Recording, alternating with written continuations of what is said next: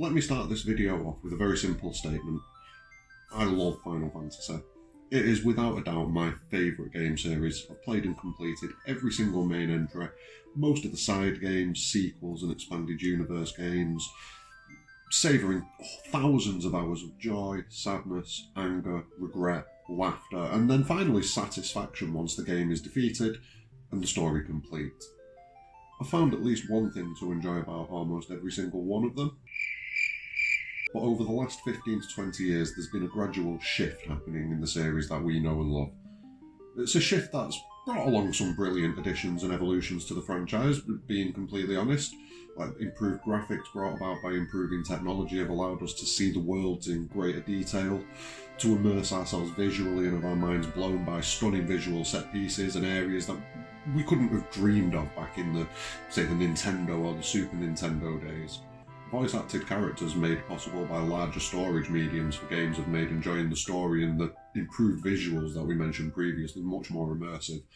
They've allowed the emotions of the characters to be conveyed to us in much grander and much more heartfelt ways, meaning that we can enjoy the story on a slightly different level in some cases.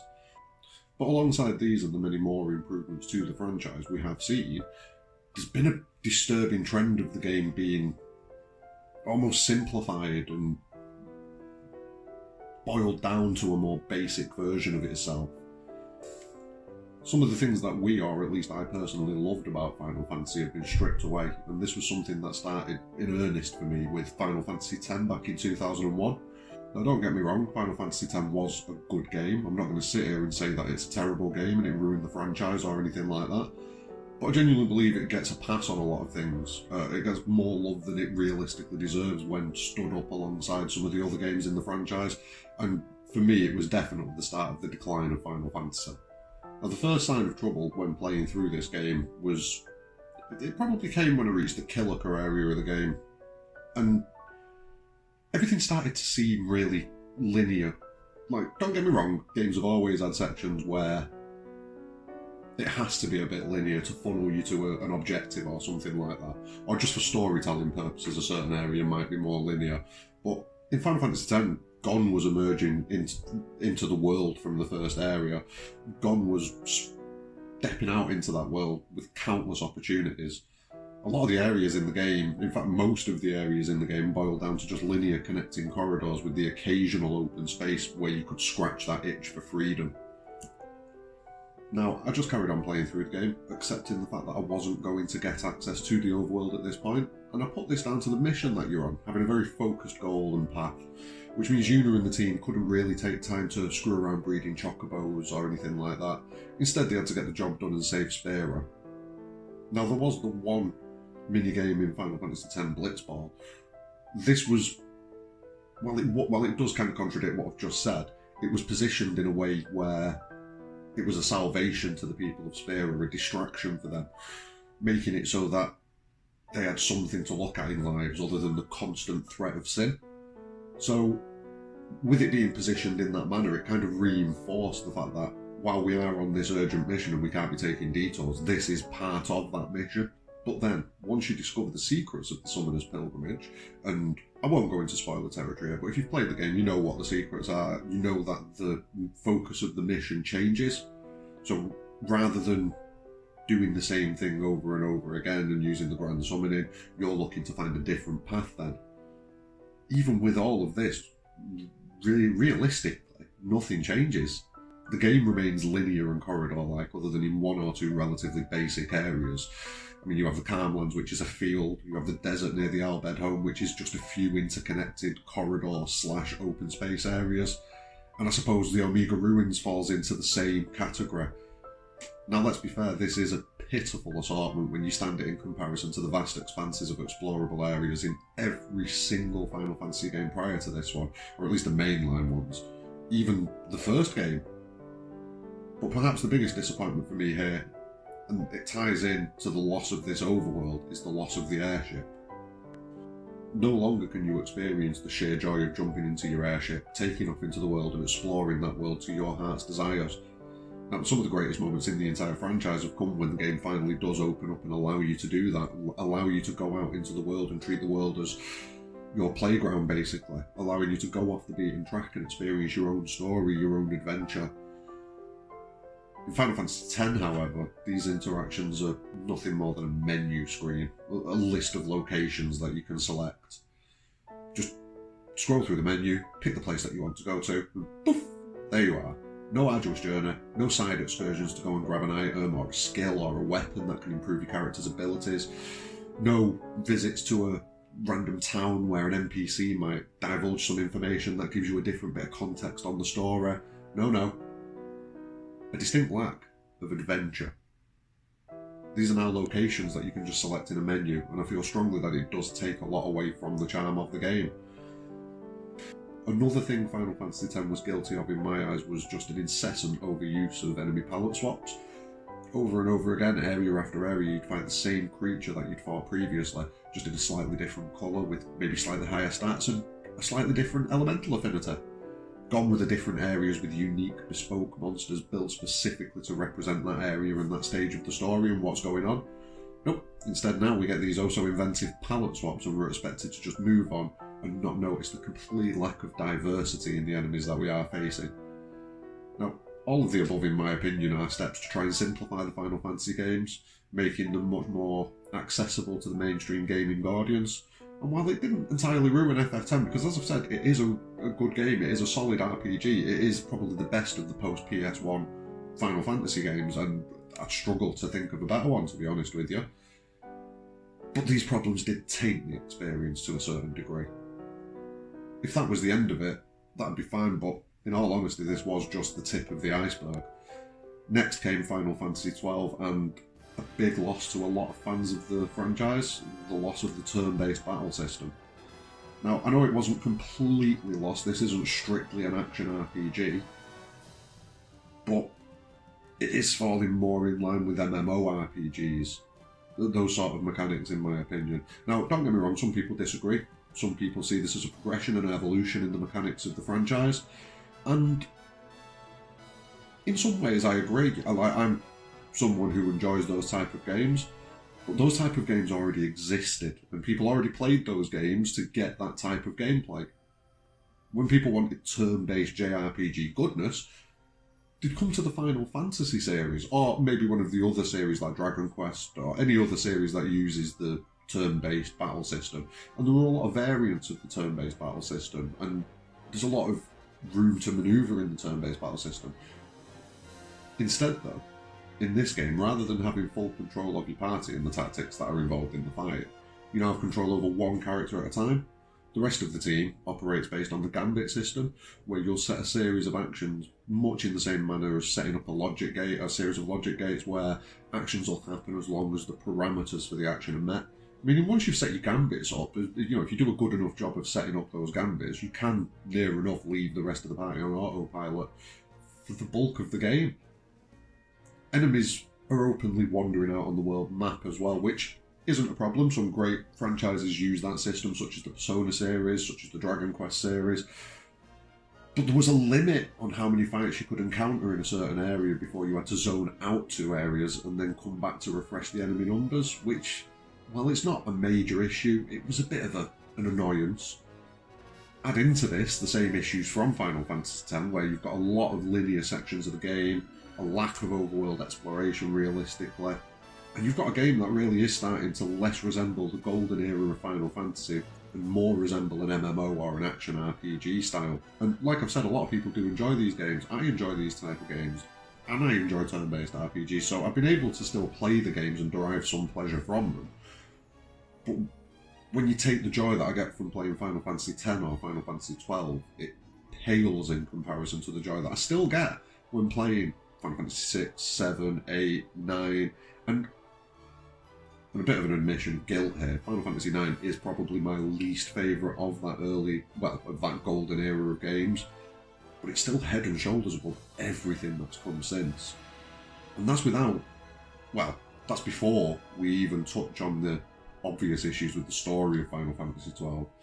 It's poorly developed characters, and Vaan, more than anything, I mean, really, he is one of the biggest mistakes that this game made.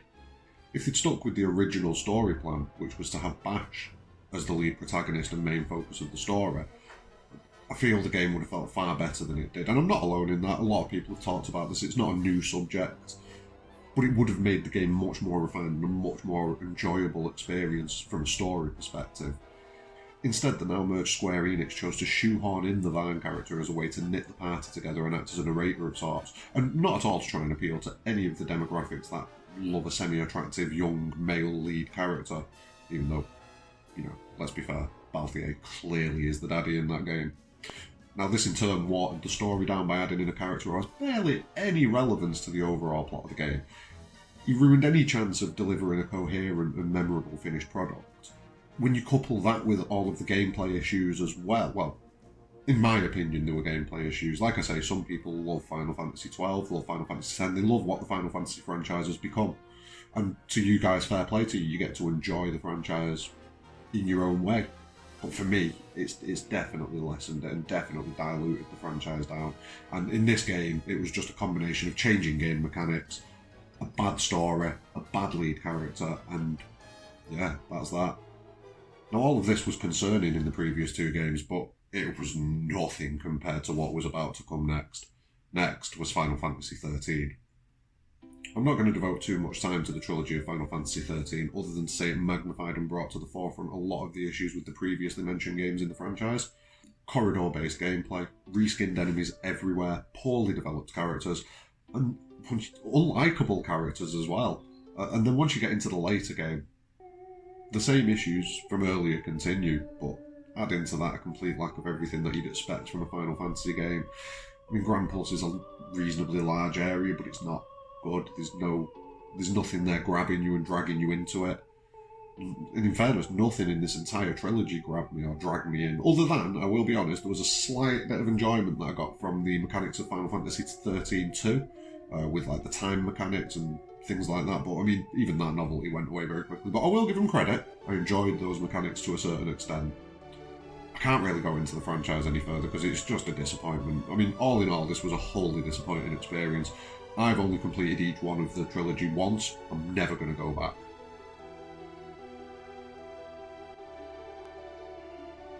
Now, I'll skip over the issues with Final Fantasy XIV just like I did with 11, as it's a completely different type of game. It is an MMORPG, and since the relaunch of 14, it is really a very good experience, a brilliant experience to be fair, but it doesn't really relate to what I'm talking about here, well, ranting about here, so we'll carry on and we'll move on to the next main entry in the franchise, which is Final Fantasy 15.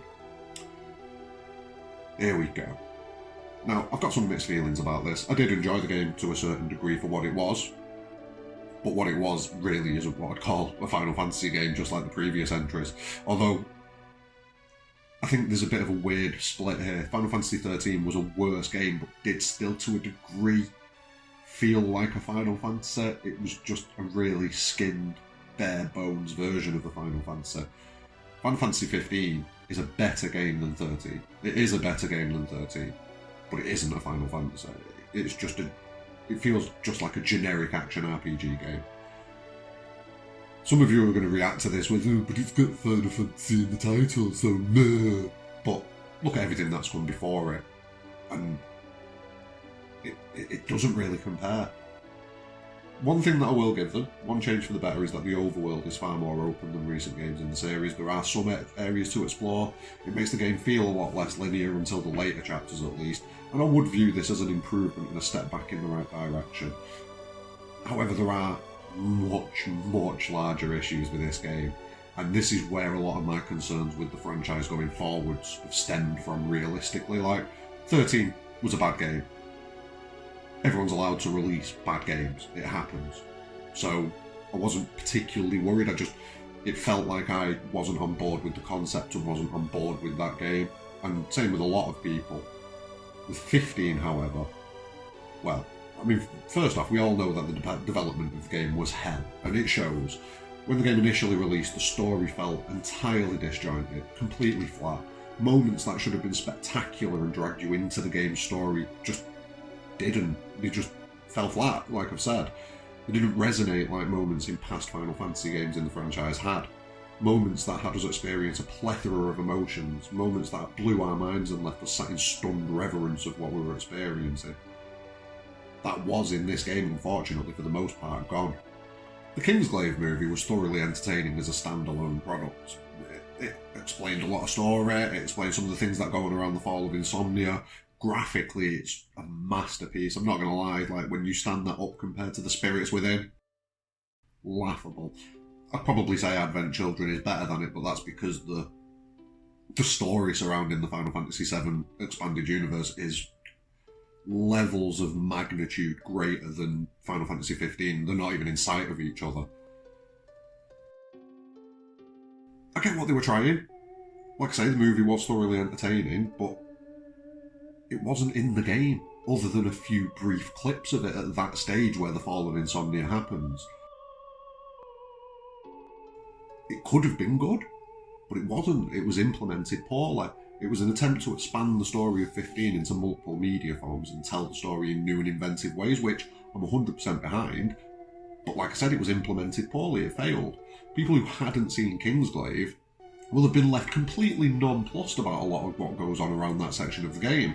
That's a massive chunk of the story and the driving motivation for your characters missing out of the game. Now, I understand the characters won't have seen Kingsglaive, so they won't have seen what happened in Insomnia at that moment in time, but still from a storytelling perspective, it's just not good. It doesn't give the end user, us, it doesn't give us what we need. But that wasn't the only problem with Final Fantasy 15. No, far from it. The characters, the main party, were developed reasonably well in my eyes. I enjoyed the relationships between Noctis, Ignis, Prompto and Gladiolus, the way that they grew and changed as the game went on. Some of those interactions were just entirely wholesome and enjoyable, and they pushed the story on and they gave you a connection to the character. But then, Square Enix made the ludicrous decision to take the vital individual stories for each of the three supporting characters, Ignis, Prompto and Gladiolus, and lock those behind a paywall.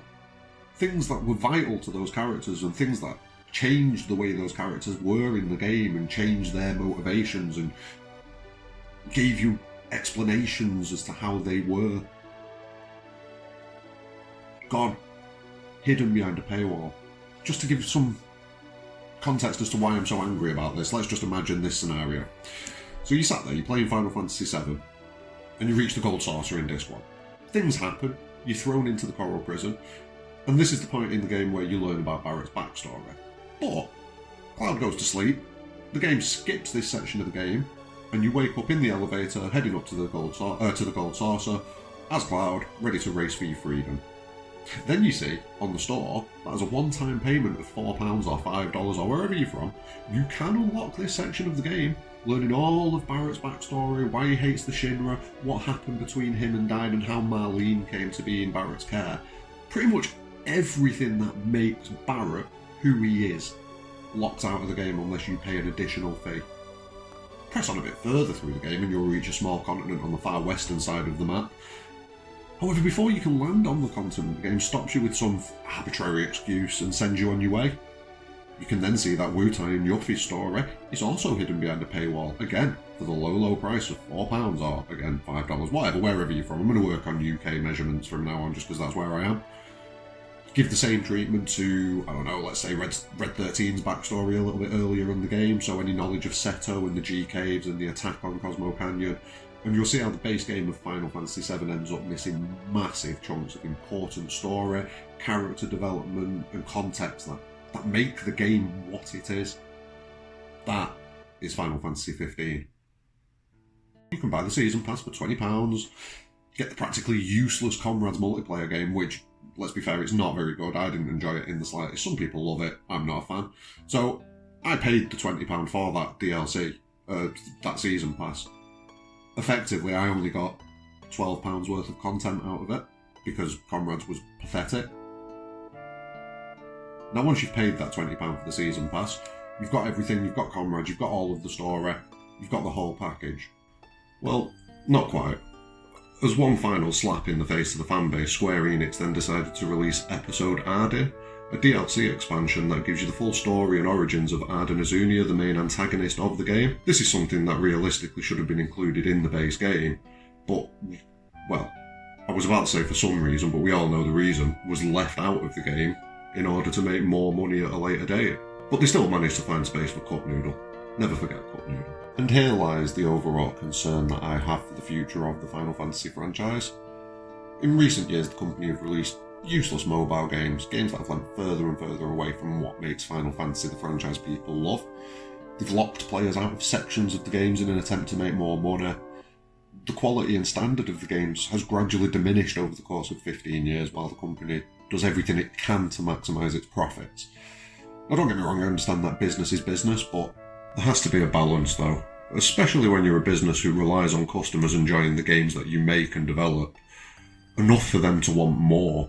This isn't to say Square Enix are in the same bracket as game companies like, say, Konami, who mistreat their franchises and staff regularly with reckless abandon. Companies like EA, who milk gamers for cash with addictive gambling mechanics in not just the sports franchises that they release, but every franchise that they release, while producing less enjoyable products year on year.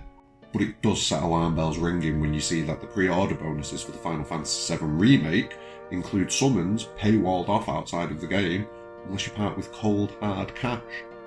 This is ludicrous in my opinion.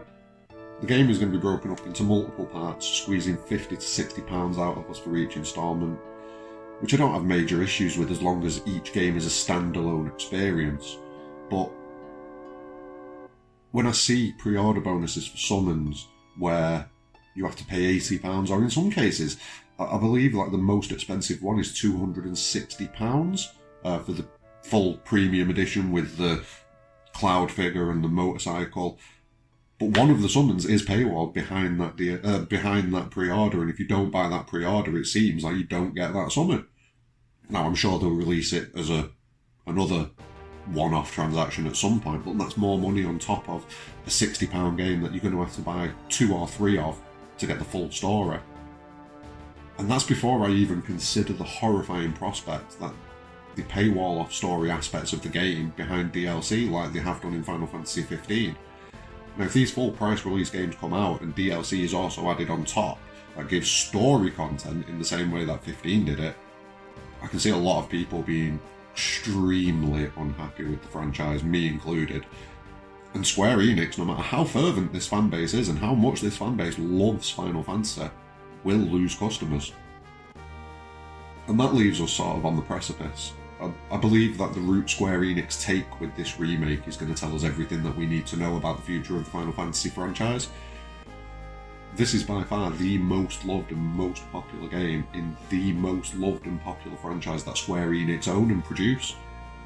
If they treat this game with respect going forwards and release a multi-part game with nothing related to the story being locked off behind additional DLC paywalls, I'll probably be able to tolerate making the concessions on gameplay, such as it being an action RPG now. Although it does seem like they have... I need to get a hand on the demo, to be completely honest with you, so that I can experience the mechanics before I can have too much of an opinion on it.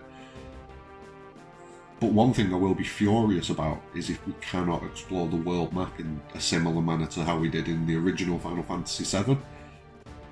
Obviously we're not going to get to do that in the first game, or at least I don't think we are. Depends on how far the game goes. It looks like it's going to end at Midgar, but it could go to Calm, in which case you will get maybe a small section of the map to look at. But if they decide to litter this game with DLCs full of summons and locked off story content, and if they continue to include unnecessary product placements like they did in Final Fantasy 15, then I for one can see a major backlash coming Square's way. It's all well and good evolving your game, changing the mechanics and the style, even though it does alienate fans of what made the franchise popular. As long as you deliver a quality game in full, a good story, a coherent story, with integrity and respect for the fanbase that buys it, that's fine. But if you do change the style and the mechanics of the game, and on top of that, stop caring about treating the game as fairly like they did with Final Fantasy 15, locking off the story behind paywalls and releasing one of those locked off bits of story content outside of the season pass, and then go on to use the same tactics on the most loved game that the company has ever developed, well, it just might be the beginning of the end for Final Fantasy. Thanks for watching today. Smash a like on the video, please subscribe to the channel, and leave your comments. Please, I want to have a conversation about this. I want to see if this is just me maybe being an idiot, or if this is something that large numbers of the fan base are feeling, have a great day.